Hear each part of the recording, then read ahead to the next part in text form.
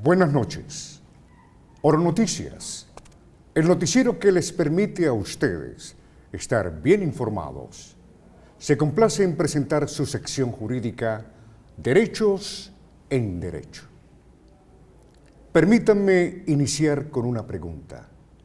Hoy jueves, ¿cuántos colombianos y colombianas experimentan angustia porque tienen deudas, porque tienen problemas para pagar obligaciones contraídas? Hoy, esta noche, vamos a hablar de eso y cuál puede ser la solución para que sus problemas por el no pago oportuno de sus compromisos económicos, de esas deudas que no le dejan en paz, tengan solución. Bienvenidas, bienvenidos a Derechos en Derecho y nuestro tema de hoy, insolvencia de personas naturales no comerciantes. Me complace y es un honor tener en nuestros estudios a la eminente abogada, especialista en este tema, docente universitaria, además conferencista, convocada por muchas universidades de Colombia para hablar sobre este tema, la abogada doctora María José Pardo.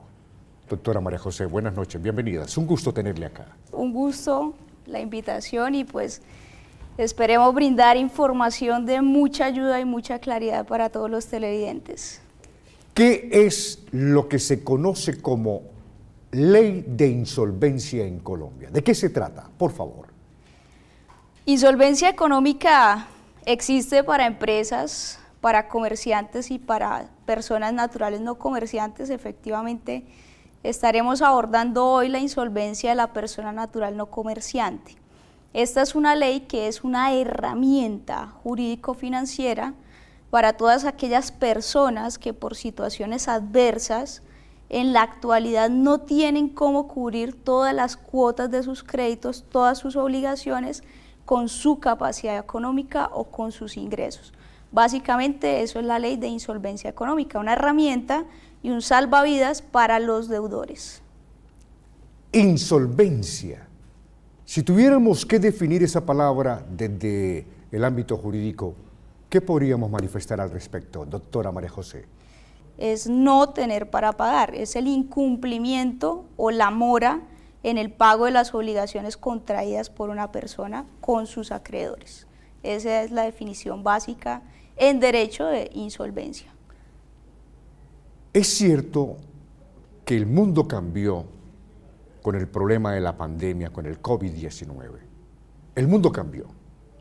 Y cambió tanto que duele, atemoriza ver que negocios, empresas, industrias, lamentablemente tuvieron que cerrar porque la situación económica no ha sido favorable. Y de hecho, hay gente que se ha quedado sin empleo y que escasamente trabajan 3 o 4 meses en el año, pero las obligaciones de todos los meses son permanentes. Con esta ley de insolvencia para persona natural no comerciante, ¿hay alguna esperanza de que estas personas que tienen deudas, a las que los acosan con llamadas, que prestan plata al gota a gota, que es un terrible negocio, es el menos recomendable, ¿hay una solución para estas personas con esta ley de insolvencia, doctora? Como le comentaba, esta es una herramienta, es un salvavidas que establece que si una persona cumple unos requisitos, en este caso, pues no ser comerciante, tener por lo menos 2 obligaciones y que la mitad de ellas esté en mora de más de 90 días, puede acceder a este proceso.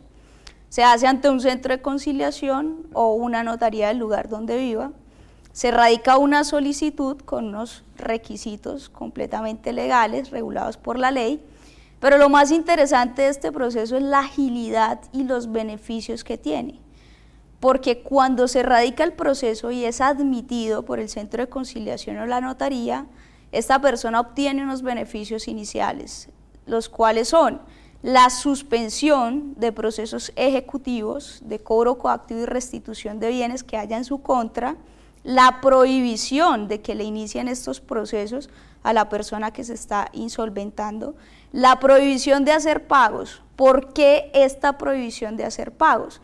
Porque lo que se quiere es que la persona recobre la capacidad económica al 100% de sus ingresos, haga un análisis juicioso de cuáles son sus gastos versus ese pago de obligaciones y determine realmente cuál es su capacidad de pago, cuál es la cuota con la que se puede obligar a hacer un acuerdo con sus acreedores. Esos son los beneficios iniciales del proceso de insolvencia, los cuales operan aproximadamente 15 días después de haber radicado la solicitud, después de haber sido admitido al proceso.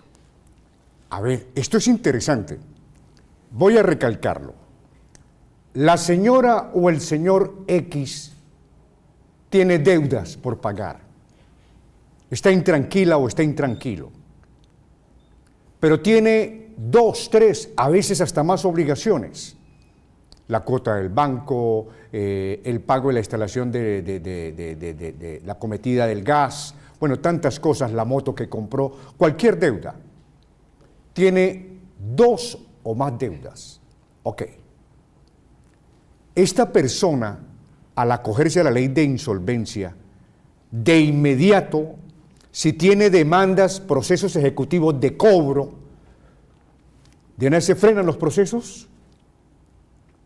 Doctora. Hemos tenido clientes pues que están en todas las etapas de estos cobros jurídicos. Hemos tenido clientes a los cuales acaban de demandar, clientes que ya se encuentran embargados con sus fincas, sus vehículos, sus salarios, casas, apartamentos, sí, casas, absolutamente todo su patrimonio embargado, no solamente embargado, sino ya se encuentra secuestrado o con fecha de remate, que es todavía más agravante.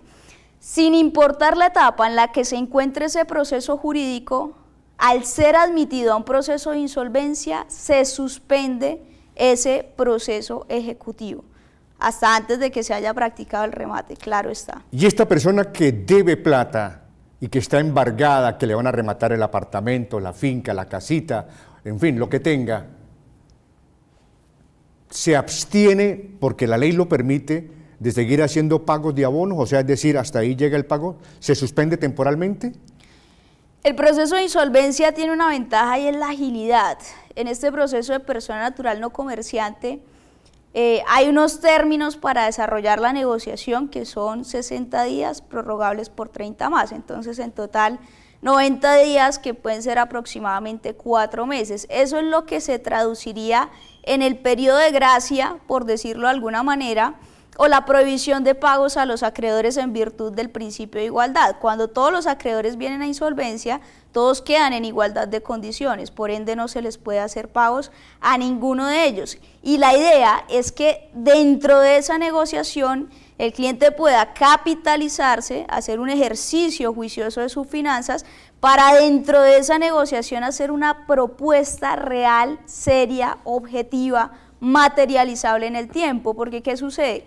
Generalmente cuando los clientes, las personas acuden al sistema financiero o al sistema crediticio, no se está haciendo un ejercicio juicioso de revisar la capacidad de endeudamiento de las personas, por eso hay tantas personas sobreendeudadas. Acá lo que se busca es efectivamente responder de cierta manera o pagar las obligaciones, pero con una capacidad real y objetiva de pago que tenga la persona en situación de insolvencia. ¿Y qué ocurre con los intereses, doctora María José? Por ejemplo, ¿los intereses se siguen cobrando? ¿Qué ocurre?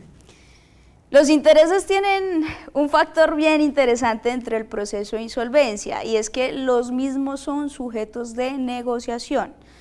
No es cierto lo que dicen por ahí, porque lastimosamente este tema se ha vuelto como tan chévere, tan del común, tan de moda que llaman por ahí, que hay mucha desinformación en redes sociales, hay mucha desinformación en internet, donde dicen que se condonan los intereses. No en todos los casos, sí en la mayoría se condonan, pero no es porque la ley establezca que se tienen que condonar, sino porque en la negociación se propone la condonación de los mismos y los acreedores lo aceptan. Un caso muy común es el de las entidades financieras, que casi se ha vuelto una costumbre dentro de los trámites concursales acceder a la condonación de todos los intereses causados. Alguien con familia, con esposa, con hijos, perdió un apartamento en Bucaramanga por una deuda de 3.600.000 pesos. Perdió el apartamento, salió ya a remate, ¿sí? Un apartamento que vale 100 y pico de millones de pesos, lo perdió por una deuda de 3.600.000 pesos. Esto duele, o sea, realmente causa malestar que sucedan estas cosas. Por eso, esta noche, aquí en la sección Derechos en Derecho del informativo Oro Noticias, estamos planteándoles a ustedes una solución. Si usted tiene deudas, si usted tiene compromisos de pago, está incómodo, tiene dolor de cabeza, está angustiado, tiene estrés, porque no sabe cómo pagar, hay una solución. Aquí se la estamos planteando. Si tiene preguntas, si tiene interrogantes sobre este tema, escríbanos al siguiente correo electrónico que aparece en pantalla: derechosenderecho24@gmail.com. derechosenderecho24@gmail.com, o si lo prefiere, al siguiente WhatsApp: 312-597-3449. Envíenos sus preguntas. Con mucho gusto nos comprometemos a responderle y a orientarle. Bien, se dice que en los procesos ejecutivos, los cobros coactivos, la ventaja, cambiemos el término, en los procesos coactivos o ejecutivos son más favorables para los acreedores, ¿cierto? En este caso, con la ley de insolvencia, ¿qué pasa? Usted hablaba de equilibrio, doctora. ¿Qué ocurre? Sí, previamente charlábamos de cómo nació esta ley, y esta ley nace bajo el pilar del principio de solidaridad, y es un poco compartir el equilibrio y compartir las pérdidas del acreedor con el deudor.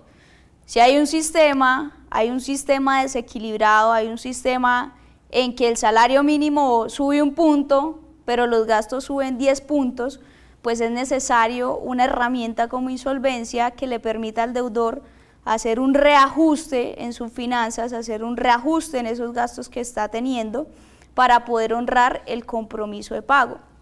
Entonces, el principio de solidaridad establece, doctor Jairo, pues que nadie está obligado a lo imposible. Si una persona, estábamos hablando anteriormente de una persona que tiene patrimonio, que tiene una finca, un carro, una casa, que están a punto de embargarlo.